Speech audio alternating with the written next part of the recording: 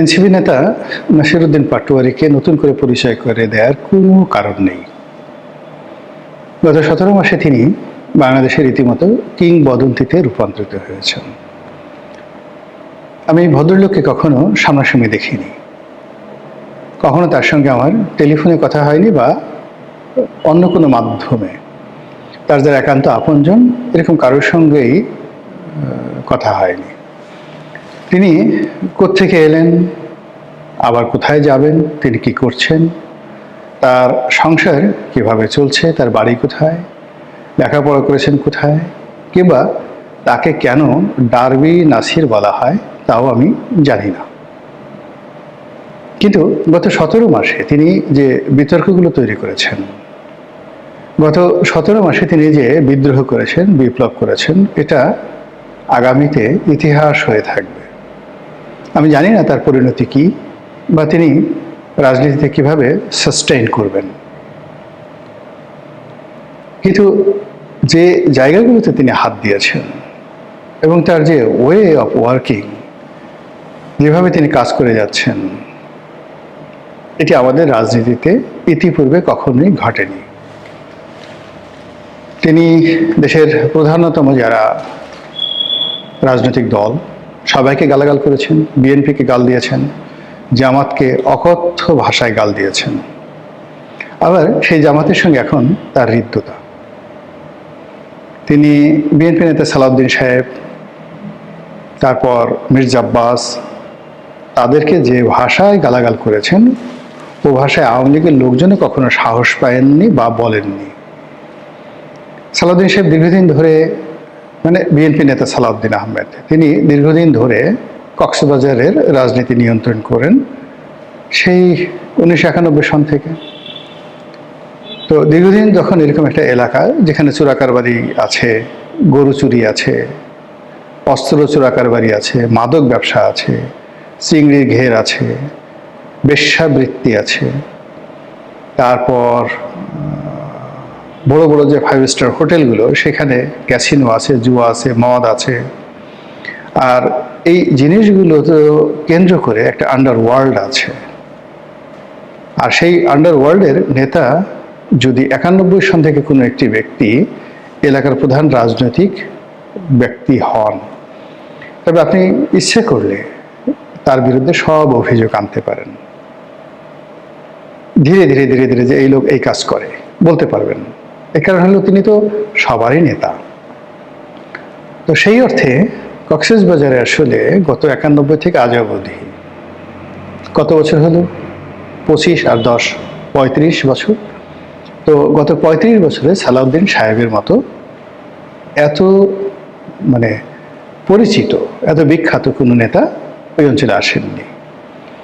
আর এই গত 17 মাস ধরে তিনি শুধুমাত্র কক্সবাজার নয়, কক্সবাজারের সঙ্গে সঙ্গে পুরো পার্বত্য এলাকা, তার সঙ্গে বৃহত্তর চট্টগ্রাম, মানে ফেনী নদীর ওপার থেকে যদি আপনি ধরেন সেটা নোয়াখালী, তারপর চট্টগ্রাম, রাঙামাটি, খাগড়াছড়ি, বান্দরবন, কক্সবাজার, এই পুরো এলাকার অঘোষিত সম্রাট তিনি এখন গত 17 মাসে। এখানের যত ব্যবসা বাণিজ্য বলেন, যত ব্যবসায়ী বলেন, যত চোরাকারবারি বলেন, যত অলি আউলিয়া গাউস কুতুব বলেন, পীর মাশায়েখ বলেন, মাদ্রাসা বলেন, সালাউদ্দিন সাহেবকে সালাম না দিয়ে কেউ তার কর্মঘণ্টা শুরু করতে পারবেন না। এখানে ইস্পাহানি গ্রুপ বলেন, এস আলম বলেন, টিকে গ্রুপ বলেন, বাংলাদেশের বৃহত্তম যে গ্রুপগুলো আছেন, পোর্ট বলেন, যা কিছু রয়েছে, কাস্টমস বলেন, যেহেতু তিনি প্রধান রাজনৈতিক নেতা এই মুহূর্তে বাংলাদেশের, তাকে সবাই সালাম করেন। এখন এই মানুষটির বিরুদ্ধে টু শব্দ করার ক্ষমতা বাংলাদেশের কারোরই ছিল না বা এখনো নেই, কেবলমাত্র নাসিরউদ্দিন পাটোয়ারী ছাড়া। তা আমি তো অবাক যে পাটোয়ারীর এত সাহস হলো কী করে। এরপর তিনি আবার ঢাকার সবচেয়ে বড় মাস্তান, গডফাদার বলেন, প্রভাবশালী নেতা বলেন, ক্যাডার বাহিনী যারা নিয়ে পোষেন, মানে এই মুহূর্তে মির্জা আব্বাসের চাইতে বড় মাস্তান আর ঢাকা শহরে নেই। একটা সময় মির্জা আব্বাসের সাথে কন্টেম্পোরারি সাদেক হোসেন খোকাকে কল্পনা করা হতো, আর খোকা এবং মির্জা আব্বাসের অভ্যুদয়ের আগে এখানে মোস্তফা মহসিন মন্টু তারা এই ঢাকার আন্ডারওয়ার্ল্ড নিয়ন্ত্রণ করতেন, এবং তার বিভিন্ন, যেমন হান্নান ছিল, লিয়াকত ছিল, আরঙ্গ ছিল, কিন্তু তাদের গ্র্যান্ড লিডার ছিলেন মোস্তফা মহসিন মন্টু। তো এনিওয়ে, এখন তারা কেউ নাই, মির্জা আব্বাসই এই ঢাকা শহরের হর্তাকর্তা। তো সেই মির্জা আব্বাসকে এখন নাসিরউদ্দিন পাটোয়ারি আক্রমণ করেছেন, তার জীবন তছনছ করে দিচ্ছেন। এমন কোনো কথা নেই তাকে বলা হচ্ছে না। তার বাড়ির সামনে গিয়ে স্লোগান দিচ্ছেন, বাড়ির সামনে গিয়ে মিছিল করছেন, কুক বলছেন, বিভিন্ন মানুষ যারা মির্জা আব্বাসের সমর্থক তাদেরকে টিটকারি করছেন, আর একা একা বীরের মতো ঘুরে বেড়াচ্ছেন। আমার কাছে তো ভীষণ রকম অবাক লাগে, এত অবাক লাগে যেটা বলার মতো নয়। বাপাকে আমি নাসিরউদ্দিন পাটোয়ারির মতো এইভাবে আসলে পারবো না। যাই হোক, আমার ধারণা ছিল যে মির্জা আব্বাস বা সালাউদ্দিন সাহেব বা জামাতের আমির, জামাত এর মধ্যেই সীমাবদ্ধ থাকবেন, তিনি আর বাড়বেন না। কিন্তু হঠাৎ করে দেখলাম যে তিনি তারেক রহমান সাহেবকে নিয়েও বিতর্ক শুরু করেছেন। যেন তেন বিতর্ক নয়, টিটকারি কাকে বলে। তারেক রহমান সাহেব প্যান্ট ইন করে ভদ্রলোক সেজে বাংলাদেশে এসেছিলেন, এখন তিনি সেই তার প্যান্ট খুলে গেছে, তিনি এই ইন ছেড়ে দিয়েছেন। ইন ছেড়ে দিয়ে তারপরে তিনি এখন ইন করা ছাড়া শার্ট পরে ঘুরে বেড়াচ্ছেন। কত বড় জঘন্য কথা আপনি চিন্তা করেন। অনেক সময় মানুষ, আমরা যখন ইন করি তখন চেইন লাগানো থাকে, তারপরে আমাদের যে পিছনের সাইডের যে সেলাই, প্যান্টের সেলাই, এগুলো সব টাইট থাকে। এরপর আরও অনেক কিছু, মানে আমাদের নাভির নিচ থেকে একেবারে নিতম্ব পর্যন্ত যে অংশটুকু আচ্ছাদিত থাকে, এখানে নিখুঁত অবস্থায় থাকে যখন আমরা ইন করি। আর যখন আমরা ইন খুলে ফেলি তখন আমরা রিল্যাক্স হয়ে যাই, অত সিরিয়াসনেস থাকে না।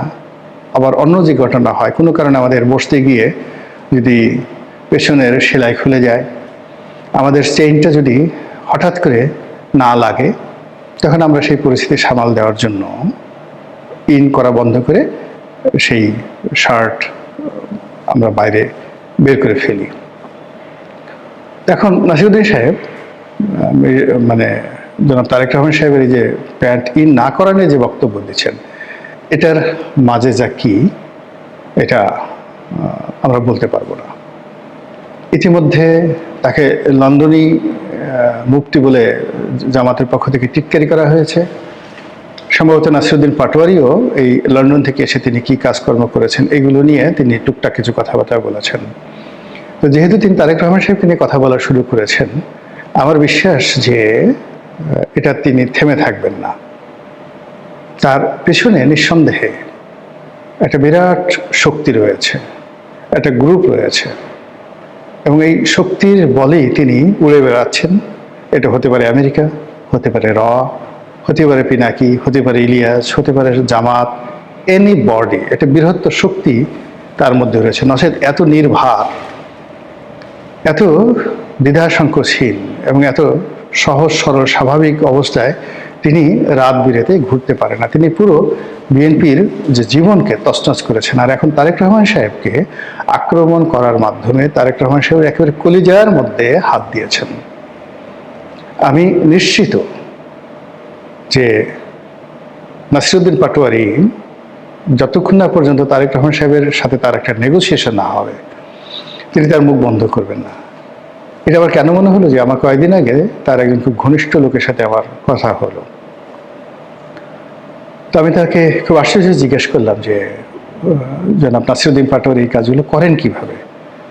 তো সে বলল যে তার একটা স্টাইল আছে, সে কাউকে প্রথমে গালি দেয়, এরপর গালি দিয়ে তার সঙ্গে তার বন্ধুত্ব হয়।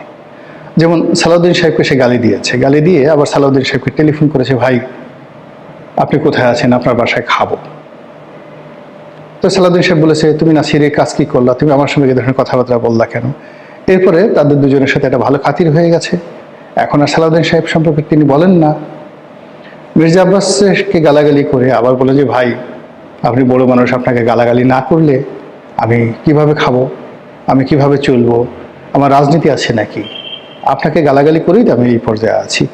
আব্বাস সাহেব বলতে গেলে বেকুব হয়ে যান। তারপরে আব্বা সাহেব তাকে বাসায় বিরিয়ানির দাওয়াত দেন বা মোরগ পোলাওয়ের দাওয়াত দেন। আবার তখন সেটাকে নিয়ে সে টিটকারি বলে যে আমাকে মোরগ পোলাওয়ের দাওয়াত দিছে, আমি ওই বিষ খেতে যাব না। সে এমনি যে ডেঞ্জারাস লোক, আমাকে যদি বাসার মধ্যে ঢুকিয়ে গুম করে দেয়, কুত্তে দিয়ে কামড়ায়, এ কথা বলে না, আমি নিজে নিজে বললাম আর কি। যেহেতু তার অনেক নাম করা জার্মান শেফার্ড কুকুর রয়েছে, খুবই হিংস্র, মানে মির্জা আব্বাসের যে কুকুর ভীষণ রকম হিংস্র, এবং ঢাকা শহরে এরকম হিংস্র জার্মান শেফার্ড নাই। তো ওটা সে টিটকারি করছে যে যদি সেই কুকুর দিয়ে কামড় দেয়, আমাকে যদি ওখানে বসে বিষ খাওয়ায়, আমাকে যদি মেরে ফেলে, আমার তো কিচ্ছু করার থাকবে না, আমি ওই ফাঁদে পা দেবো না। তো দিস ইজ হিজ স্টাইল। এটা বঙ্গবন্ধুরও ছিল। বঙ্গবন্ধু সেই 50-এর দশকে নাসিরুদ্দিন পাটোয়ারির বয়সী ছিলেন। তিনি এইভাবে যে শহরে যেতেন, সেই শহরে যে সবচেয়ে কর্তা ব্যক্তি তাকে আচ্ছা মতো গালাগাল করতেন। যেমন খুলনা গেলেন, খানের ছবিকে গালাগালি করে একা রীতিমতো অস্থির। পরে ফোন করে বললেন যে আমি আপনার বাসায় খাবো, এবং তার জন্য বিরাট আয়োজন হলো। একই অবস্থায় নারায়ণগঞ্জে তিনি গেলেন। নারায়ণগঞ্জে গিয়ে নারায়ণগঞ্জের তৎকালীন যিনি নেতা ছিলেন মুসলিম লীগের, তাকে খুব গালাগাল করলেন। আবার রাতে গিয়ে দেখা গেল মুসলিম লীগের সেই ঘরে গিয়ে খাওয়া দাওয়া করলেন। এখন নাসিরুদ্দিন পাটোয়ারি কি বঙ্গবন্ধু হতে চাচ্ছেন? তার উদ্দেশ্যটা কি, এটা এখনো বোঝা যাচ্ছে না। এরপর আরেকটা ঘটনা শুনলাম যে তিনি নেত্রকোনায় গেছেন। নেত্রকোনায় গিয়ে তিনি লুৎফুজ্জামান বাবরকে ফোন করছেন, ভাই আপনার এখানে আসছি। চাচা, চাচা বলছে নাকি ভাই বলছে জানি না, বলছে চাচা আপনার এখানে আসছি, তো এখানে তো অনেক সুন্দর মিষ্টি পাওয়া যায়, বালিশ মিষ্টি পাওয়া যায়, তো আপনার বাসা কোথায়, সেখানে আসবো, মিষ্টি খাওয়াবেন।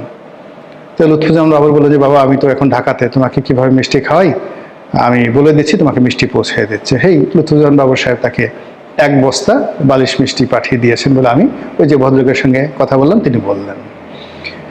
তো সেক্ষেত্রে তারেক রহমান সাহেবকে তিনি যে গালাগাল করছেন, সেক্ষেত্রে তারেক রহমান সাহেবের সঙ্গে তার এরকম একটা বন্ধুত্ব হতে পারে, সম্পর্ক হতে পারে। আর তারেক রহমান সাহেব তো ইয়াংদেরকে খুব পছন্দ করেন। তিনি ববি হাজ্জাজকে নিয়েছেন কাছে, তিনি নুরুকে নিয়েছেন কাছে, তারপর পার্থকে নিয়েছেন কাছে। এরা সবাই কিন্তু একসময় তারেক রহমান সাহেবকে যখনই সুযোগ পেয়েছে, 1-2বার কেউ ছেড়ে গেছে, কেউ আঘাত করেছে, কেউ টিটকারি করেছে। তো সেক্ষেত্রে নাসিরুদ্দিন পাটোয়ারির সঙ্গে তার একটা সম্পর্ক যদি হয়ে যায়, সেই জন্য তার এই চেষ্টা থাকতে পারে, তার যে স্টাইল, এতে তার একটা নিরাপদ যে তারেক রহমান সাহেব খুব দ্রুত প্রধানমন্ত্রী হচ্ছেন, একজন প্রধানমন্ত্রীর সঙ্গে তার একটা সম্পর্ক হলো। আর যদি সম্পর্কটা না হয়, তাহলে তারেক রহমান সাহেবকে গালাগালি করে তিনি এরকম একটা পরিস্থিতির সৃষ্টি করলেন যে আগামীতে তার কোনো রকম ক্ষয়ক্ষতি হলে সরাসরি দেশ জাতি তারেক রহমান সাহেবকে দায়ী করতে পারবে যে তারেক রহমান সাহেবই আসলে এই কাজটি করেছে। তো তারেক রহমান সাহেব এবং তার যারা লোকজন আছে নাসিরুদ্দিন পাটোয়ারিকে কিভাবে হ্যান্ডেল করবেন আই ডোন্ট নো, কিন্তু যদি এখানে হ্যান্ডেল না থামে, তিনি তারেক রহমান সাহেবকে যেভাবে আক্রমণ করছেন এটা থেমে থাকবে না। এটা হাওয়া ভবনে যাবে, এটা খোয়াব ভবনে যাবে, এটা দিল্লিতে যাবে, এটা মুম্বাইতে যাবে গালাগালি, তারপর এটা সিঙ্গাপুরে যাবে, এরপর লন্ডনে যাবে। নানা রকম কীর্তি কাহিনী, নানা রকম কথা এই ফটাফট তিনি বলে দেবেন। এবং সেই বলে তিনি যতই এই তারেক রহমান সাহেবের মতো এখন শীর্ষ নেতাকে যত আক্রমণ করবেন, ততই লাইমলাইটে আসবেন এবং তাকে কেন্দ্র করে একটা ইমেজ তৈরি হবে যে না, এ বাঘের বাচ্চা, এ পারে বটে, এ পারে বটে, ইত্যাদি ইত্যাদি নানা রকম জিনিস আর কি। তো দেখা যাক আমাদের নাসিরুদ্দিন পাটোয়ারি তিনি শেষ পর্যন্ত কি হন, তারেক রহমান সাহেবের বন্ধু হন, জুনায়েদ সাকি হন, ববি হাজ্জাজ হয়ে পড়েন, আন্দালিব রহমান পার্থ হন, নাকি নুরুল হক নুরু হন, নাকি বঙ্গবন্ধু শেখ মুজিবুর রহমান হন। বাংলাদেশে কেন ভালো নেতা পয়দা হয় না, এই বিষয় নিয়ে আলোচনা করব। প্রথমে আপনারা প্রশ্ন করতে পারেন, তাহলে আমাদের সমাজে যারা আছেন নেতা হিসেবে, তারা কি ভালো নন? এ সকল কথাবার্তা বলা খুবই সেন্সিটিভ একটি বিষয়, তবুও কথাগুলো বলতে হবে। বলতে হবে এই কারণে যে আমাদের এই ভূখণ্ডের 1000 বছরের ইতিহাসে যাদেরকে আমরা নেতা হিসেবে পেয়েছি অতীতে, আর এখন যাদেরকে নেতা হিসেবে পাচ্ছি, এখন সেই নেতা চেয়ারম্যান হন, উপজেলা চেয়ারম্যান হন, মেম্বার হন, কিংবা প্রধানমন্ত্রী অথবা রাষ্ট্রপতি হন, সেই জায়গাগুলোতে আমাদের যে শ্রদ্ধা এবং ভালোবাসা, আমাদের যে সম্মানবোধ, এই জায়গাগুলো কেন বিতর্কের ঊর্ধ্বে থাকছে না? কেন আমরা নেতাকে মাথায় নিয়ে নাচতে পারছি না? নেতার কথা, নেতার লেখা, নেতার চরিত্র এবং নেতার যে কর্ম, সব মিলিয়ে যে ইতিহাস রচিত হয়, কেন শত বছর পর আমরা আমাদের নেতাদেরকে স্মরণ করতে পারছি না? যেমন ধরুন, আজ থেকে 100 বছর আগে, অর্থাৎ সেই 2026 এখন চলছে, 1926, কিংবা তারও 100 বছর আগে 1826, তারও 100 বছর আগে 1726। আচ্ছা, আপনি বলতে পারেন এই 1726 সনে এই বাংলায় একজন নেতা ছিলেন, দুইজন নেতা ছিলেন, যার নাম আপনি বলতে পারেন। কিংবা ধরুন তারও 100 বছর পরে 1826 সনে কে নেতা ছিলেন? 1926 সনে এই বাংলায় কে নেতা ছিলেন? এখন অনেকে বলতে পারেন যে আমাদের দেশে তো শেরে বাংলা ফজলুল হক ছিলেন, বঙ্গবন্ধু শেখ মুজিবুর রহমান সাহেব ছিলেন, তারপর জিয়াউর রহমান সাহেব ছিলেন। মোটামুটি এই কজন তো আমাদের নেতাদের মধ্যে। হোসেন সৈয়দ সোহরাওয়ার্দী আছেন, মাওলানা আব্দুল হামিদ খান ভাসানী আছেন, তারা অবশ্যই নেতা ছিলেন। কিন্তু এর মধ্যে দেখুন, বঙ্গবন্ধুর যারা আত্মীয় স্বজন, তারা সবার আগে বলেন যে ওনার রক্তের মধ্যে পারস্যের রক্ত, উনি ইরান থেকে এসেছিলেন, কেউ বলেন ইয়ামেন থেকে এসেছিলেন, কেউ বলেন আরব দেশ থেকে এসেছিলেন। আবার জিয়াউর রহমানের সাথে যদি আপনি তুলনা করেন, তাহলে দেখবেন জিয়াউর রহমান সাহেব, তারেক রহমান সাহেব, ইভেন এরশাদ সাহেব, বেগম জিয়া, তারা আমাদের এই গাঙ্গেয় বদ্বীপ, এই বাংলাদেশে জন্মগ্রহণ করেননি।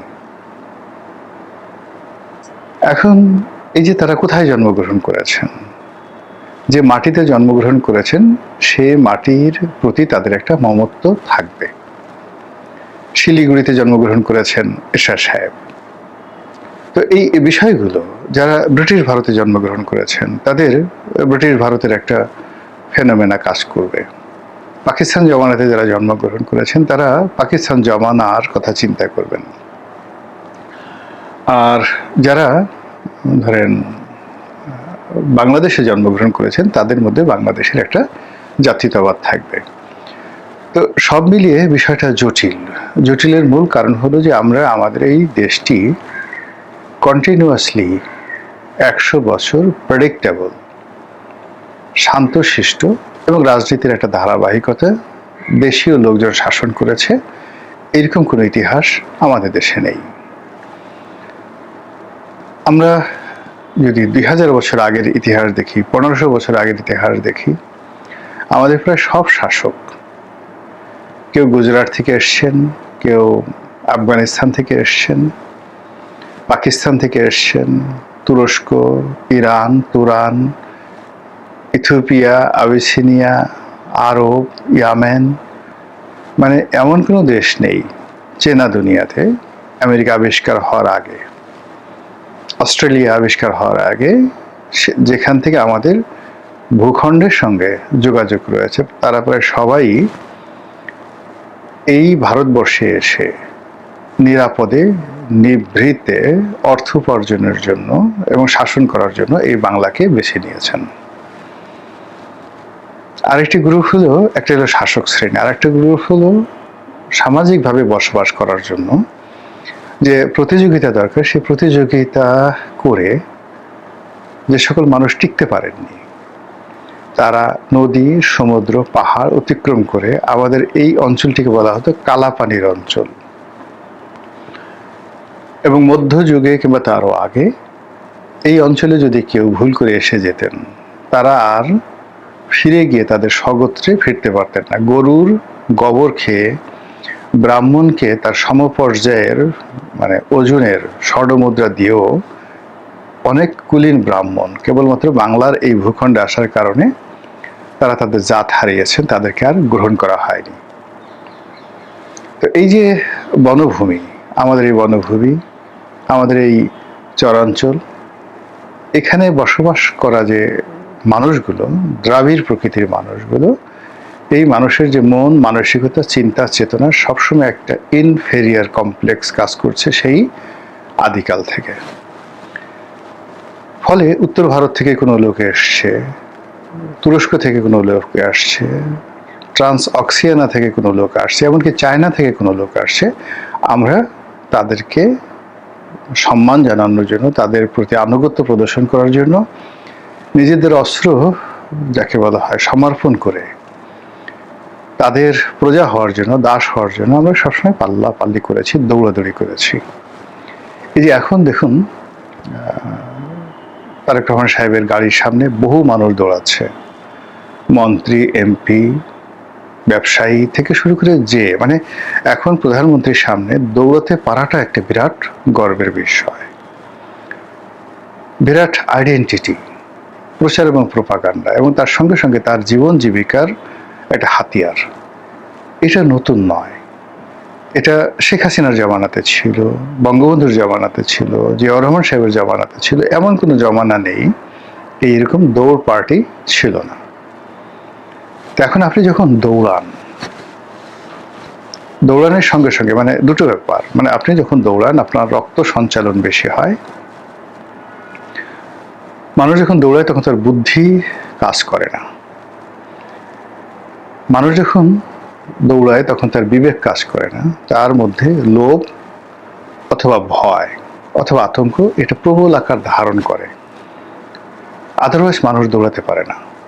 আমরা যে দৌড়ে ফার্স্ট হই, আমাদের একটা লোভ কাজ করে যে একটা পুরস্কার পেতে হবে। আমরা যে দৌড় দিই, পিছনে সাপ আছে, বাঘ আছে, কিংবা কোনো আততায়ী আছে, আমরা দৌড় দিই। আমাদের সামনে একটা লোভনীয় বস্তু আছে, সেটা আমাদেরকে পেতে হবে আগে। সেটা খাবার হোক, অন্য যে কোনো জিনিস হোক। জিনিস আছে একটি, কিন্তু আমরা লোক আছে 100। কি করব? একসাথে একটা দৌড় মারব। এই যে দৌড় দেওয়ার যে সংস্কৃতি, দৌড়ে কোনো কিছু অর্জন করার যে সংস্কৃতি, এটা আপনি পৃথিবীর কোনো সভ্য জাতির মধ্যে পাবেন না, যেটা আমাদের মধ্যে আছে। আমি একবার হজে গেলাম, বেশ কয়েকজন বন্ধু বান্ধবকে যারা গেলাম তারা সবাই 1000 কোটি টাকার মালিক। তা আমাদের স্ত্রী যারা ছিলেন, আমরা বেশ 4 জন না 5 জন বন্ধু গিয়েছিলাম।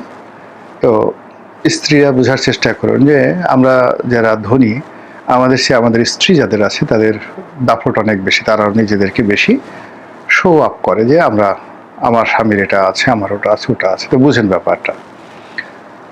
তো আমরা মিনা থেকে ফিরছিলাম মক্কাতে, হেঁটে হেঁটে ফিরছিলাম। তো মধ্যে মাগনা খেজুর দিচ্ছিল,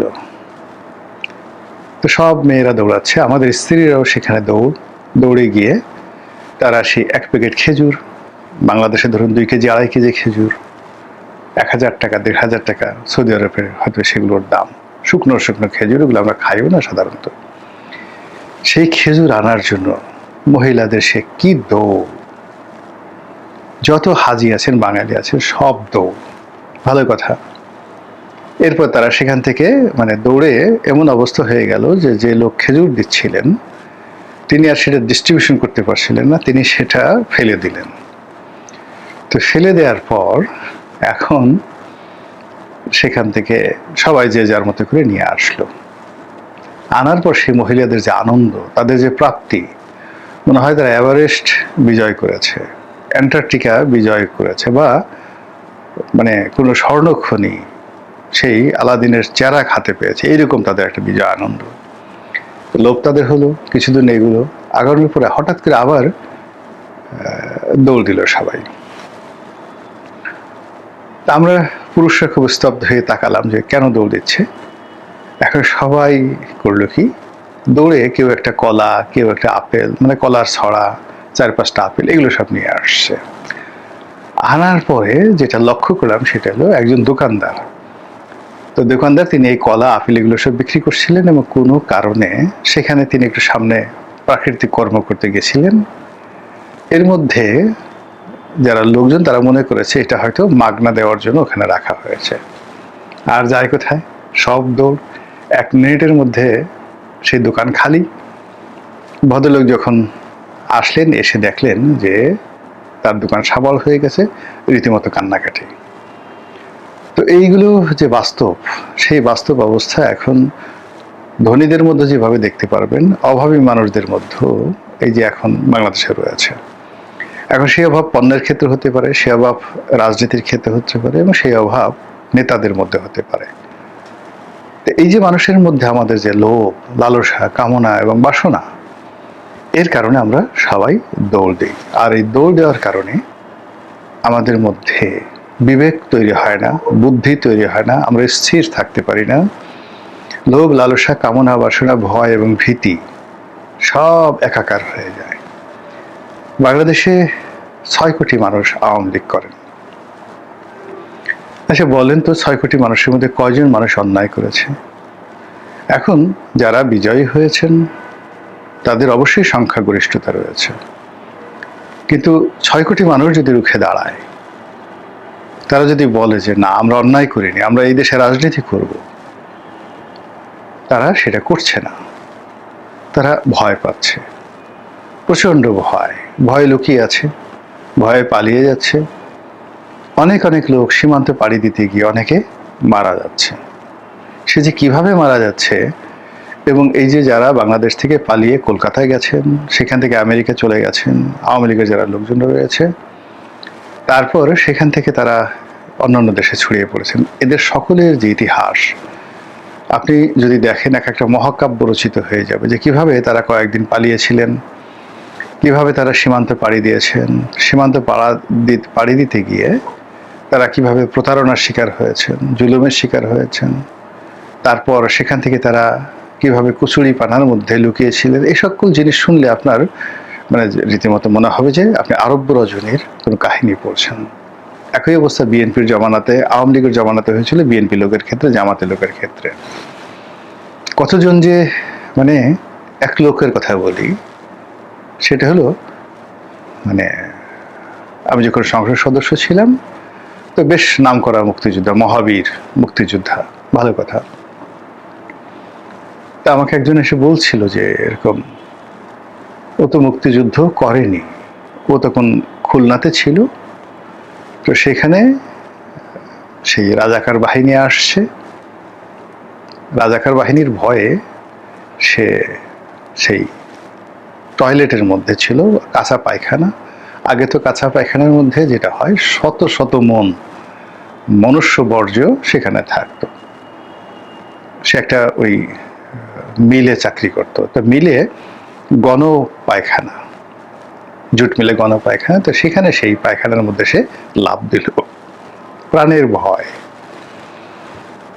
তো প্রাণের ভয়ে লাফ দিয়ে নাকটা কোনো মতো উঁচু করে একেবারে পুরো চিন্তা করেন যে পুরো পুকুরটা বা পুরো নর্দমাটা ছিল মল মূত্রে ভরা, তার মধ্যে সে লুকিয়ে থাকলো।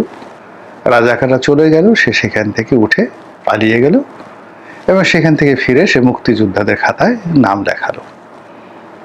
এরপর একটা সময় সে মুক্তিযোদ্ধা কমান্ডার হয়ে গেল, এবং সেভাবে সে ভাতা পাচ্ছে, পুরস্কার পাচ্ছে। তার প্রতিদ্বন্দ্বী যারা আছে তারা আমাকে আবার সেই কথা বললো, আমি আবার তাকে সেই কথা একদিন জিজ্ঞাসা করলাম, সে মাথা নুইয়ে রাখলো।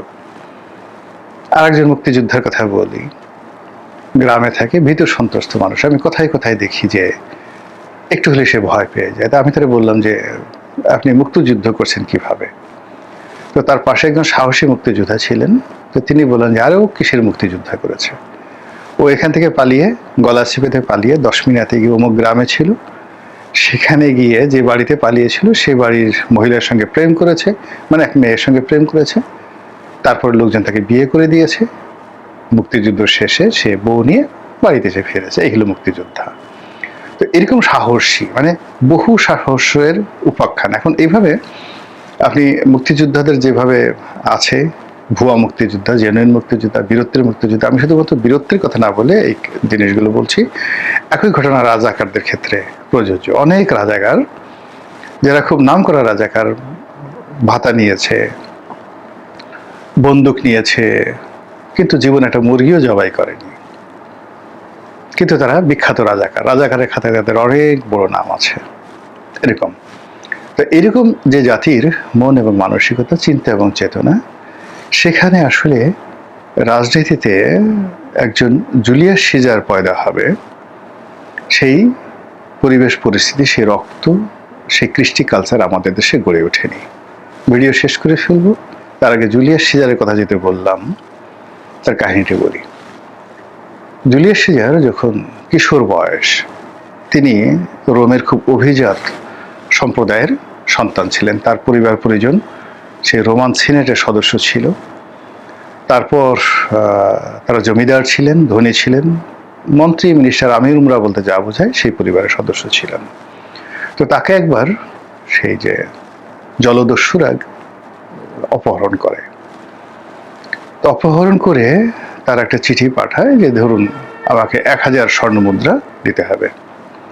তো এটা শুনে তিনি খুব অপমান বোধ করলেন। তিনি জলদস্যুর সর্দারকে দেখে বললেন যে দেখো, আমি খুব ভালো বংশের সন্তান, আমার পণ, মুক্তিপণ আসলে 1000 স্বর্ণমুদ্রা হয় না, এটাকে তোমরা 10,000 স্বর্ণমুদ্রা হিসাবে ঘোষণা করো। তো ওরা খুব হাসলো, যে এরকম বেকুব, এরকম নির্বোধ লোক দেখিনি। আর যে জলদস্যু যারা দিচ্ছিল তারা অনেকটা স্যাঁচরা প্রকৃতির জলদস্যু। 10,000 স্বর্ণমুদ্রা মানে এটা আউট অফ ইমাজিনেশন, তাদের আসলে একটা স্বর্ণমুদ্রা পাওয়ার যোগ্যতা ছিল না। তো জুলিয়াস সিজার জোর করে তিনি সেই লিখালেন যে তোমরা এটা লিখো, আমাকে উদ্ধার করার জন্য আমার পরিবার তোমাদেরকে 10,000 মুদ্রাই দিবে। তো এরপর সেই ঘটনা ঘটল এবং তার পরিবার, জুলিয়াস সিজারের পরিবার 10,000 স্বর্ণমুদ্রা দিয়ে তাকে উদ্ধার করল। জুলিয়াস সিজার ফিরে আসলেন।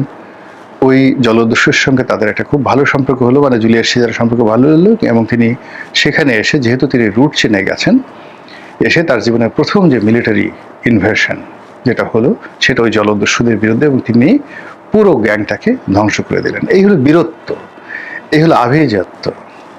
আমরা পালানোর সময় চিন্তা করি না যে আমাদের পরনে কাপড় আছে কিনা, লুঙ্গি আছে কিনা, জায়গা আছে কিনা। এবং অনেক সময় দেখা যাচ্ছে যে উলঙ্গ হয়ে বহু মানুষ পালিয়েছে। 71-এ পালিয়েছে, রাজাকার পালিয়েছে, আলবদর পালিয়েছে, আবার পরবর্তী সময় বহু মানুষ পালিয়েছে। দৌড়ানোর সময় যেমন আমাদের খেয়াল থাকে না, আমরা যখন দৌড়াই, পাঞ্জাবি পরে আপনি যখন দৌড়ান, আপনার সামনের যে জেনিয়াল পার্ট, পুরুষের যে জেনিয়াল পার্ট, এমনকি নারীর যে জেনিয়াল পার্ট, সেটি যে সব মানুষ দেখছে, ওটার আকার আকৃতি, আপনার যেটা সামনে মোচা হয়ে আপনি যখন দৌড়াচ্ছেন সেই মোচাটা দেখা যাচ্ছে পাঞ্জাবি পরে।